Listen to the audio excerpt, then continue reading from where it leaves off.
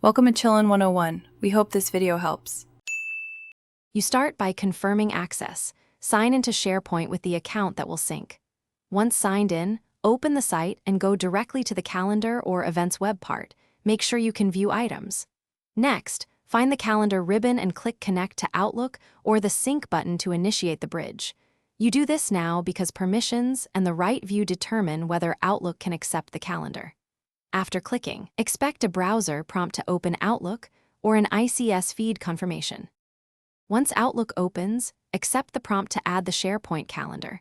You may see a dialog asking to add it as a new calendar or overlay it with your existing calendar. Make sure to pick the option that meets your workflow. Overlay for visual merging, separate for clarity. If Outlook asks about subscription frequency, set it to the update cadence you need. Remember that many Sharepoint calendars are read-only in Outlook. If you need write access, make sure the site is configured for bidirectional sync first. You finish by verifying the calendar appears in Outlook's other calendars. Overlay it with your main calendar to confirm entries match. If items are missing, make sure the Sharepoint site permissions permit viewing, that your browser allowed the Outlook prompt, and that Outlook is signed into the same account. If sync fails, remove the added calendar, clear Outlook cache, or restart Outlook in the browser, then repeat the connect to Outlook flow. This reset resolves most token, cache, or permission hiccups quickly.